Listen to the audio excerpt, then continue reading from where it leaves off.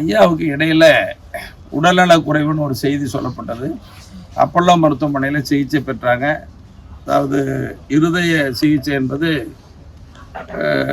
உங்களுக்கு தெரியும், ஏற்கனவே அறுவை சிகிச்சை பண்ணது. இப்போ ஆஞ்சியோகிராம் பண்ணாங்க.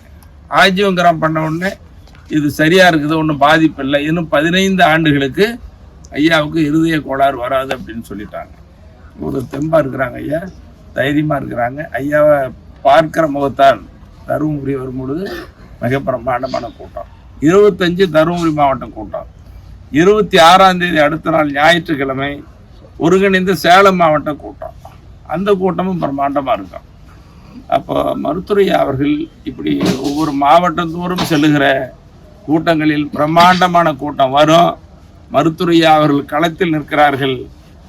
பாட்டாளி மக்கள் கட்சி மீண்டும் வலுப்பெற்றுகிறது என்பதை ஐயாவினுடைய பயணங்கள் வெளிப்படுத்தும். பாமக நிறுவன தலைவர் டாக்டர் ராமதாஸ் அவர்கள் உடல்நிலையை வச்சு எல்லா தலைவருக்கும் ஃபோன் பண்ணி அவர் உடல்நிலை சரியில்லை, நீங்க எல்லாம் வந்து பாருங்கன்னு சொல்லி தலைவர்கள்லாம் சொன்ன மாதிரி அன்புமணி ஒரு குற்றச்சாட்டு வச்சுக்கிறாங்க சார். அதுனா சார் நீங்க சொல்றீங்க? இப்போ மருத்துவரையாவுக்கு உடல்நல குறைவுன்னு செய்தி போயிடுச்சு. ஒரு ஆஞ்சியோகிராம் நல்லா இருக்குதுன்னு சொன்னா கூட அது தமிழ்நாட்டில் மட்டும் இல்லை, இந்திய அளவில் மற்ற மாநில தலைவர்கள், தேசிய தலைவர்கள் எல்லாம் மதிக்கிற ஒரு தலைவர் மருத்துவரையா.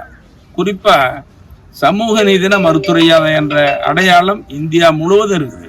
அப்ப இந்தியா முழுவதும் மதிக்கிற ஒரு தலைவர் அப்பல்லோ மருத்துவமனையில் சேர்க்கப்பட்டார்னு சொன்ன உடனே அது கட்சி மாச்சரியங்களை எல்லாம் மறந்து ஐயா போய் பார்க்கறது நல்லது, அரசியல் மாச்சரியங்கள் வேண்டாம்னு சொல்லி வர்றது பார்க்கறது இயல்பு தானே. அதுதானே மனிதனையா, ஒரு மனித இயல்பு அதுதானே, மனித பண்பு அதுதானே. இந்த மனித பண்பை நிரூபிக்கிற வகையில் தான் எல்லா கட்சி தலைவர்களும் வந்தாங்க. ஒரு தலைவர்கள் வரல. அவங்க கூட ஐயாவுடைய உதவியாளர்கிட்ட பேசுகிறேன், நாங்கள் வர முடியல. அதுக்குள்ள ஐயா 2 நாளையில் வந்துட்டாங்க. அதனால ஐயாவை விரும்பி பார்த்தார்கள், யாரும் அழைத்து வரவில்லை. அவர் சொல்லுவது அபாண்டமான குற்றச்சாட்டு. அப்படி சொல்லக்கூடாது, அது தேவையற்றது. எதுக்கு போய் எப்படி சொல்லணும்? வந்து பார்க்க வேண்டியதானே, வந்தவங்களை குறை சொல்லாமா? அதான் அவர் வந்தாருங்களா சார், வந்தது ஐசியூல இருந்தாரு, அதனால பார்க்க முடியல அப்படின்ற மாதிரி அவர் சொல்லுகிறாரு. அவர் உடல்நிலை ஐசியூல இல்லை. இன்னும் சொல்ல போனா ஆஞ்சியோகிராம் பண்ணும் பொழுது கூட ஐயாவுக்கு மயக்க மருந்துலாம் கொடுக்கல. மயக்க மருந்து கொடுக்காதான் பண்ணியிருக்காரு. எனக்கு கூட ஆஞ்சியோ பண்ணாங்க, மயக்க மருந்து கொடுத்தாங்க. கொஞ்ச நேரத்துல உங்க இதயம் எப்படி துடிக்குது பாருங்கன்னு சொல்லி டிவியில காட்டுறாங்க. இப்படி ஐயா பார்த்துட்டு தான் இருந்திருக்காரு. ஆனால் ஐசியூல இல்லை. அவரை வச்சுக்கிட்டு வந்து தேவையில்லாத வேலை பார்த்துட்டு இருக்கிறாங்க, தொலைச்சிருவேன் அப்படின்ற மாதிரி அன்புமணி ராமதாஸ் சொல்லிக்கிறாருங்க. சரி, இது நல்ல பண்பா?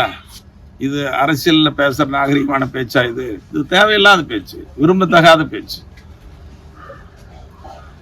அப்புறம் இன்னைக்கு 400க்கும் மேற்பட்டவர்கள் வந்து ஐயாவால் நியமனம் பெற்றிருக்கிறார்கள். இது மாநில பொறுப்பு, மாவட்ட பொறுப்பு, ஒன்றிய, நகர, பேரூர் பொறுப்பாளர்லாம் வந்திருக்கிறாங்க. இன்னும் நிறைய வரப்போகிறாங்க. காலை நானும் வர நேரமாயிடுச்சு. இன்னைக்கு ஐயா அவர்களால் தொடங்கப்பட்ட நம்முடைய கல்வி கோயில் கல்லூரி வளாகத்தில், இன்னைக்கு சரஸ்வதி சட்டக்கல்லூரி வளாகத்தில் ஏறக்குறைய 25 மாவட்டங்களிலிருந்து 800க்கும் மேற்பட்ட மாணவ மாணவிகள், விளையாட்டு வீரர்கள், வீராங்கனைகள்லாம் வந்து பங்கேற்று இருக்கிறாங்க. போய் பார்த்தா பிரம்மாண்டமாக இருக்குது.